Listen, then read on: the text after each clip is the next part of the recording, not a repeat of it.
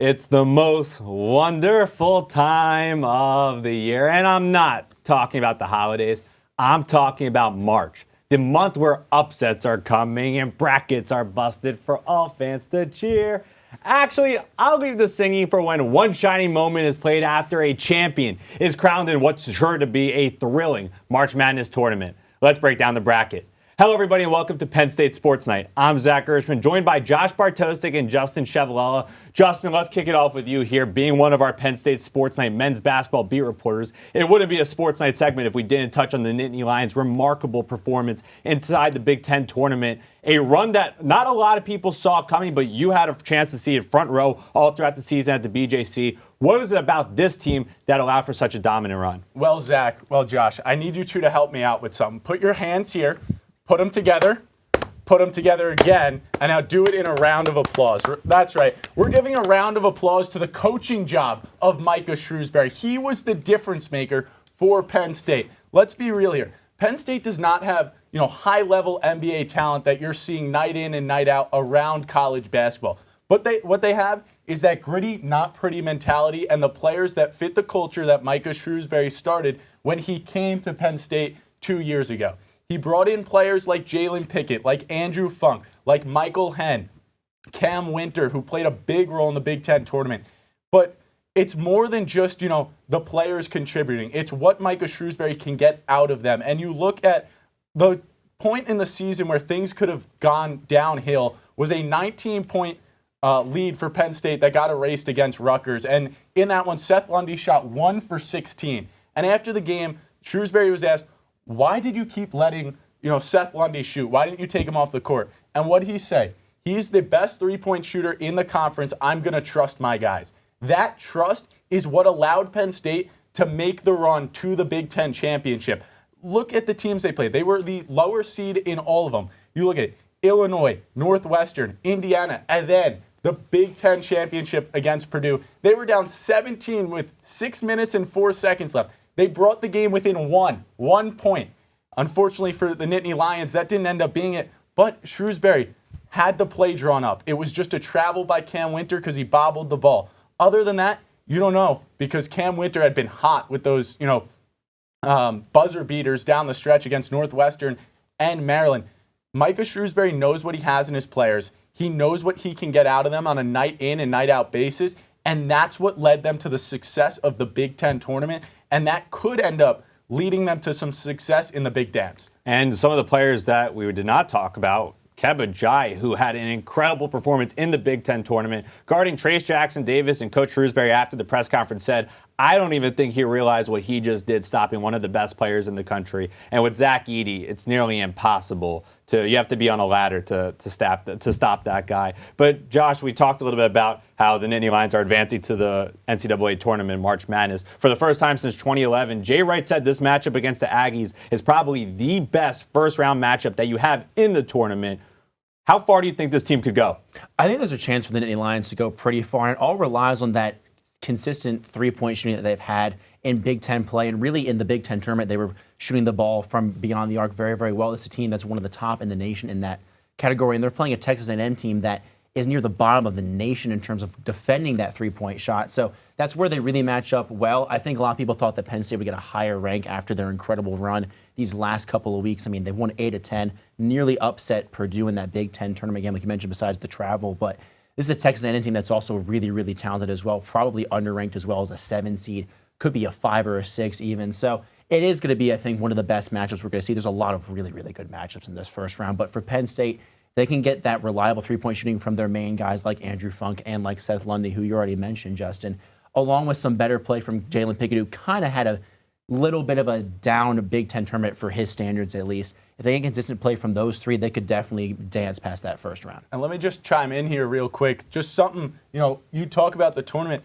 Penn State has been playing tournament ball for the last, feels like month, because in February they went on a losing streak, and out of nowhere it's like, these guys aren't making the tournament. And then boom, they win 5 of their last 6. They do what they did in the Big Ten tournament.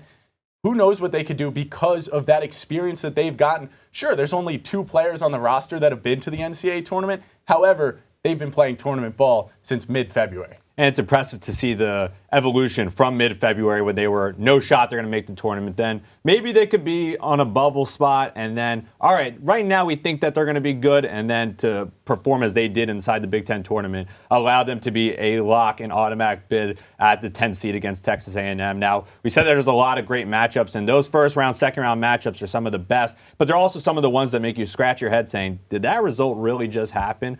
What are a matchup or two that you guys see that could right away from the jump shake up some people's brackets? Yeah, well, my matchup that can really shake things up from the start is in the East region, and that's the 11 seed Providence going up against the 6 seed in Kentucky. And sure, it's easy to look at what Kentucky did last year, losing to St. Peter's, and what a run that was by St. Peter's. Maybe another round of applause quickly for them, because that from a 15 seed beating the 2 seed in Kentucky and then continuing on, something improbable. But you look at this matchup, and Providence is out of the Big East, and the Big East kind of went back up this year. They'd been down the last couple of years, but it was competitive. And Providence, they didn't win the tournament, they didn't win their conference, but what they did do was earn an at-large bid because of how impressive that conference was this year. And you look at that guy right there, Bryce Hopkins, a Kentucky transfer, and he's turning into a budding star for Providence. He left Kentucky, obviously, couldn't get enough playing time, so he went and he really has turned things around. He leads the Friars' offensive attack, and I think with that, playing against your old team, you're looking for a little something. You went to Kentucky thinking your career is getting sparked at Kentucky. Well, he didn't really get to do that at Kentucky, so now he gets the chance to end their season. You go to the Kentucky side, obviously one of the best players in college basketball in Oscar Tshiebwe, and you cannot forget about what he's been able to do. Over 16 points a game, over 13 rebounds a game. He's a force to be reckoned with, but Kentucky the last couple of years is kind of fallen back. They're not that same blue blood that we, grew up watching, and I think that's the difference here. And it's the 11 versus 6. That gap, it might be 5 seeds, but between Providence and between Kentucky, that gap is not a 5 seed gap. Providence is going to knock off Kentucky and mess up some brackets right from the start. I really like that pick. I'm a big believer in the Friars as well. I'm not a big believer in you telling me what to do with my hands. It's really confusing. It's just not like I like keeping my hands to myself, but thank you, Justin. I'm going to stick in not the same region as you, but I have 2 matchups in the same region. We're going to start with Virginia versus Furman. And this is one that I think some people have already really talked about, but I really, really like this matchup for Furman. This is a team that is deadly from 3, shooting nearly 50%. We already talked about Penn State. It's one of the best teams in the country at shooting from beyond the arc. Furman's right up there. And Virginia's a team that likes to slow things down. They play a very defensive style of basketball, similar to how Houston plays, just not as well as Houston. But Virginia has not been playing their best ball as late. Got kind of embarrassed in the ACC championship game the ACC semifinal game, against Duke. And then Duke obviously won in that big run and beat Miami in the ACC final as well. But it's a Virginia team that's already lost some games this year to Boston College, Virginia Tech. We know that they can be capable, they can fall susceptible to the upset. And Furman's a team that I think just plays really, really fun basketball. I mean, they are so hot from deep. And granted, if some of those shots don't start falling, it could go the other way. But if you get just 1 or 2 of those early quick threes, things could really turn in their favor. And now, we already talked about what I'm going to do with my hands. And I'm going to do it again. The Wolfpack, baby. NC State. Yeah, that's right, a wolf. It's a wolf. I know it doesn't look like one, but it is. Thank you, Zach. They are going to go against Creighton, I should say, and upset that 6th-ranked Blue Jays team, because this is an NC State team that when those two pictured right there, Terquavion Smith and Jarkel Joyner, are on their game, they are the best backcourt. If not, they are one of the best, if not the best backcourt in all of college basketball. Those two got 50 points combined against Boston College in the ACC tournament. Obviously, they had a little bit of taper against Clemson, which is the one team they just can't seem to beat this year. But they're really, really good. Both Terquavion Smith and Joyner are probably going to be mid to late NBA picks if they decide to go this year. And then look at the matchup down low. Creighton's got a big dude. It's about 7'1", but NC State has a guy in DJ Burns who's 275 pounds and weighs a lot more than that 7'1" lengthy pencil guy. We already talked about Zach Edey being one of those guys who's just really, really tall. So is this guy. DJ Burns is one of those guys that's going to outwork and outmuscle you. And if NC State can win that down-low battle and then get some really, really solid guard play from Smith and Joyner, this is a team that's known to bust some brackets a couple of years ago. Last time they made the tournament, upset Villanova in the second round as an 8 seed when Villanova was a 1 seed. Why not do it again? I have a lot of faith in that NC State team, and I think they upset the Creighton Blue Jays. I like the pick between Providence and Kentucky. Buddy Hopkins, Ed Cooley, one of the best coaches that the Friars have, and he's definitely helped Buddy Hopkins in his game as a whole. It's going to be very interesting to see how he performs against John Calipari, a guy who recruited him since high school. But the next time we'll be here at this Sports Night desk, everything is going to be changed because it's going to be the Elite Eight will have wrapped up, and the Final Four will be the coming week. For you guys, who do you think is going to be in the Final Four, but more importantly, who's going to be hoisting up that trophy? Well, this year, it's so tough because it's not like these past years where you've had, a Gonzaga or a Baylor or a Kentucky that's just really shown that they're the best team in all college basketball. We don't really know. But for me, I've got Bama, the overall #1 seed. I think they have a pretty easy path to that Final Four. Maybe a game against, if Baylor and Arizona make that Elite Eight, could make it a little bit tough. I also have Duke. Duke is one of the hottest teams in all of college basketball right now. They're playing the best college basketball right now, I think. They just went an absolute tear in the ACC tournament, and I think they could make a lot of noise, especially because Purdue, I think, is probably the weakest 1 seed, and will probably get out before they even have to worry about Purdue. I also have Texas. They're the 2 seed in that other region. They're playing, playing hot basketball is all that matters in terms of March, and Texas is one of the hottest teams, similar to Duke. I think they could easily make a deep run in this tournament. They have one of the best all-around teams.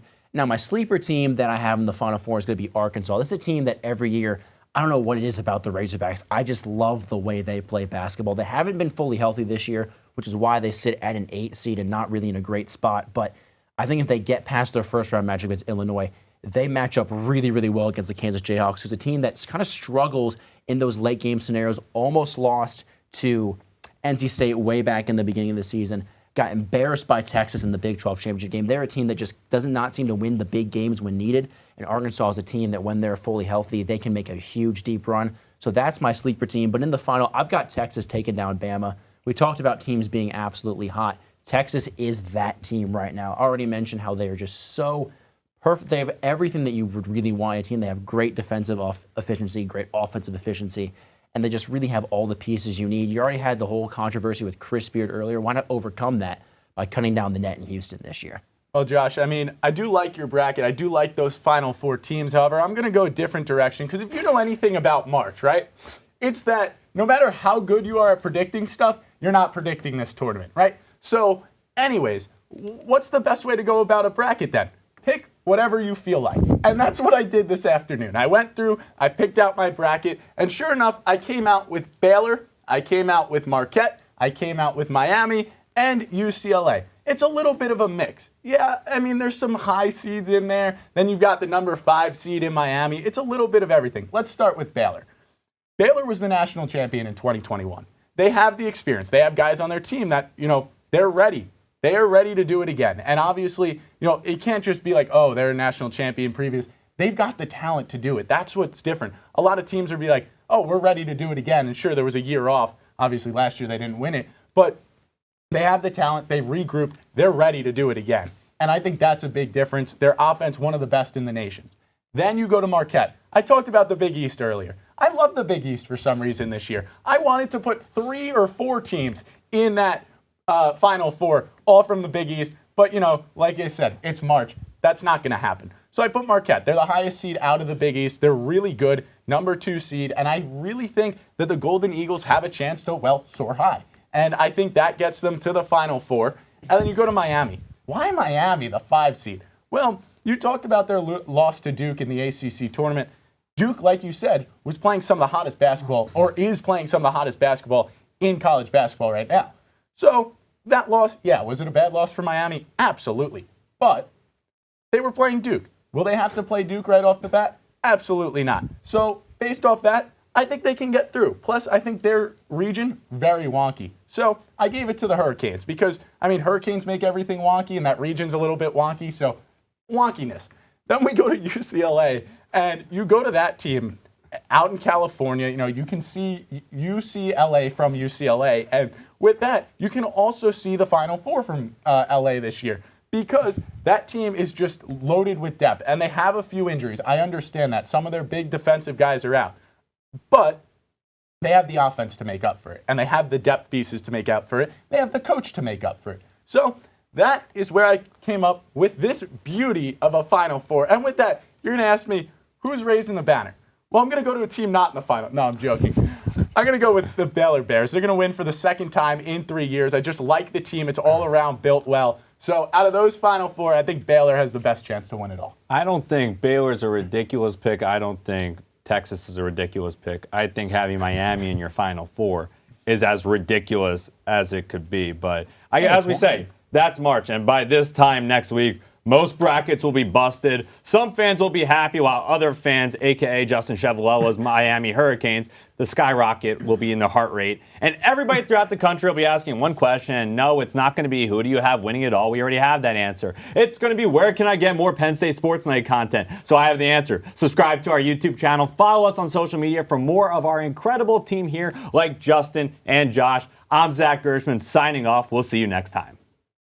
Hey everybody, thank you for tuning into this edition of Penn State Sports Night. We hope you liked that segment. And we're sure there's other Penn State Sports Night segments that you are going to love as well.